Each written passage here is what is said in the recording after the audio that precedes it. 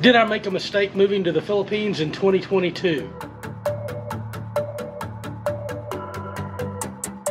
In the comment section, lots of people said that I was going to be miserable and to check back after 6 months or 3 months. Well, I've been in the Philippines for more than 3 months, and here's how I feel.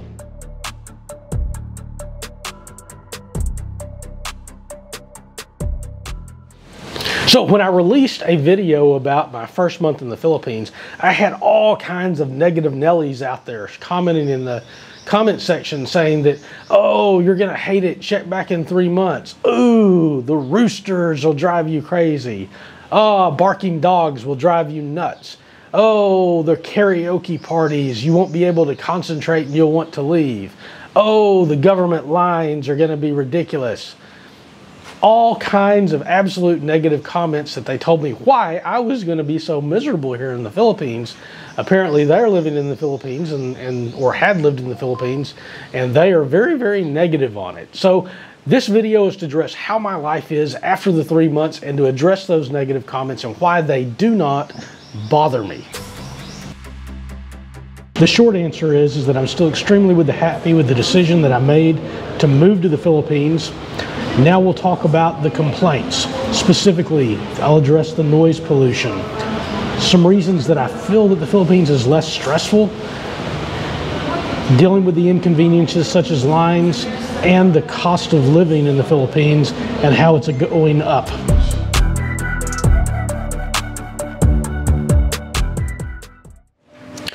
So dealing specifically with the noise pollution that everyone seems to complain about. Right now, I've got somebody on a megaphone about 200 meters away going off. Maybe you can hear them. And I got a karaoke party about 100 meters away going off over there. So noise pollution there, noise pollution there. Yeah, in the mornings, you've got roosters crowing, you've got them crowing throughout the day. The evenings, you got dogs barking, you got traffic sounds. Very, very hard in the Philippines to get away from the noise pollution. But you accept that as baked in when you come. For some people, I don't know, they just complain and complain and complain about it. I learned to live with it. As long as I can tune it out and get my work done, and as long as I can, put on a pair of earmuffs and tune it out, I can live with that. It doesn't really cause me a lot of stress. Now, despite the fact that there is noise pollution in the Philippines pretty well everywhere you go, a couple things to keep in mind here. One, the Philippines is a very large place. One province is different from another. One city is different from another. One neighborhood is even different from another. But there are a couple things that you can do to reduce, at least in your home life, being exposed to that noise pollution. And one of them is just where you choose to live. You can live in a higher end neighborhood, say in a city such as Davao or in Cebu, to where they have restrictions that you can't have roosters, you can't have karaoke parties, and things that will drastically reduce the noise pollution around you. Again, you're going to pay for that convenience. Another solution is to move deep into the province, into the countryside where there's not a lot of people around. Now again, the problem with that is that you're going to be farther away from high-speed internet. You're going to be farther away from conveniences such as malls and things. So there's trade-offs for anything that you want when you're living in this country, and you have to decide which ones are most important to you. The cost of living, as I had originally said in my older video, is simply much more affordable in the Philippines compared to what it was in the United States. Those costs of living, even though it has increased a little bit in the Philippines over the last couple of years because of inflation and everything that's going on in the world, it is still far, far reduced than what I was paying in the United States. So I'm having as good or better of a lifestyle in the Philippines than I was in the United States for a fraction of the cost. Every time I talk to friends and family back home, when I communicate with them, they're always telling me about the runaway inflation that's going on in the United States, that cars cost half as much more than they did when I left, that the groceries have increased, that there are supply chain shortages, that all of the awful things that you're seeing from the current administration's dystopian future, I'm not experiencing here in the Philippines. So I'm insulated from that, and not only are the costs lower, but one additional benefit is that if you're although you have inflation in the United States, and so your dollar doesn't go as far as it used to, the opposite is happening with the US dollar overseas. So here in the Philippines, when I first came to the Philippines, if I exchanged one US dollar, I was getting roughly 51 to 52 pesos for that dollar. As of today, I'm getting 56 pesos. So that's a minimum of a 4 peso increase, or 8 cents more for every single dollar that I spend.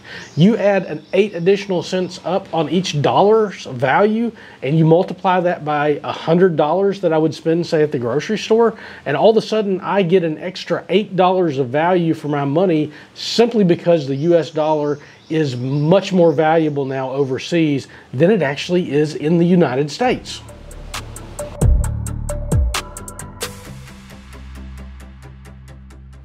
So one of the things that I had talked about in one of my previous videos is how the stress in the Philippines, it just bleeds off of you when you get here compared to living in the United States. I feel that way. I know a lot of former Filipinos who are now American citizens that they feel that way and want to come back. I had lots of clients who were in the United States who were Filipinos, and they wanted to come back to the Philippines as soon as they could because they complained about the stress in the United States. Some of the reasons that there is less stress in the Philippines, and this is my opinion, is because we are not in the Philippines constantly bombarded with American media. The American media is absolutely toxic. I don't care what side of the political spectrum you're on, whether you're a Democrat or a Republican, they are going to only put out news that is going to hack off at least half of the population, and preferably they're going to try to hack off both sets of the population, because that is what gets them more views. They can do more advertising that way, and it makes them money. Selling happy stories that make people happy about living in America or being an American does not help the news medias make any money. So when Donald Trump was president, because it's a very left-leaning media, they were able to make all kinds of money just talking crap about Donald Trump all the time. Once he was gone, their ratings plummeted. They fell through the floor. So they really want controversy. They want stuff that is going to be able to make them money. And us as Americans, we have to listen to that crap every time we turn on the radio, every time we turn on the TV.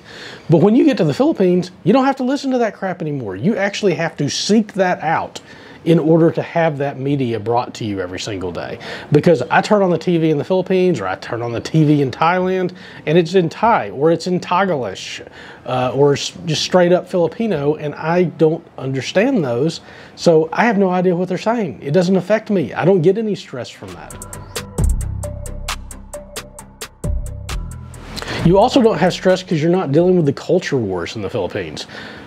I would imagine that most Filipinos, knowing about our stupid culture wars in the United States, would think that we were stupid first world problems.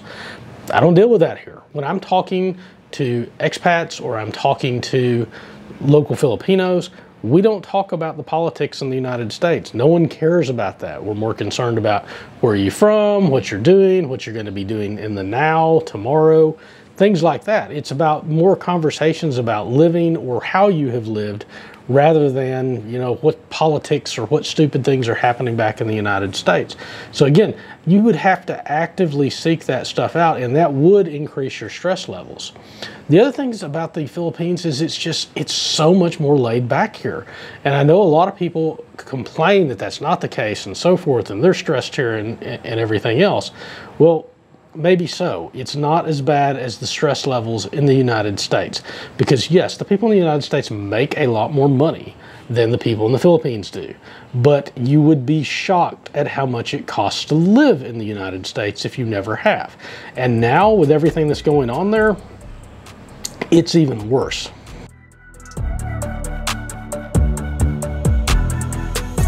Dealing with lines at governmental offices was absolutely true in the complaints. They are very long. They do cause you to wait a long time to get certain services. The first one I experienced on it once I was here was getting my Filipino driver's license, converting to a Philippine driver's license from my American driver's license. And the whole process took me probably two and a half hours. Now, I will compare that into the United States. That was getting a brand new license in another country that I was not a citizen of. When I was leaving the United States, I was getting my handgun permit renewed. Basically, all you do is fill out a form and get a new picture. Stopped in one day after court to get that done, and I sat in the office for an hour and a half waiting in line just to get that handgun permit renewed. Again, didn't have to take a test, didn't have to shoot again to show I was qualifying, nothing. It was get a picture, get a new plastic card, fill out a new application, and pay the fee. So I don't consider it to be all that bad, and again, it only inconveniences me occasionally because I don't deal with government agencies on a regular basis.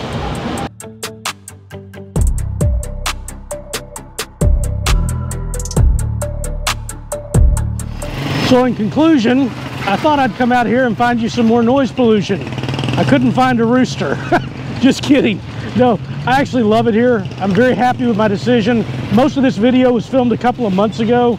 Life intervened in the meantime, so I had to wait before I could edit it. So I'm gonna come back and tell you what's happened here in another video in about a week, here at almost the 6-month mark.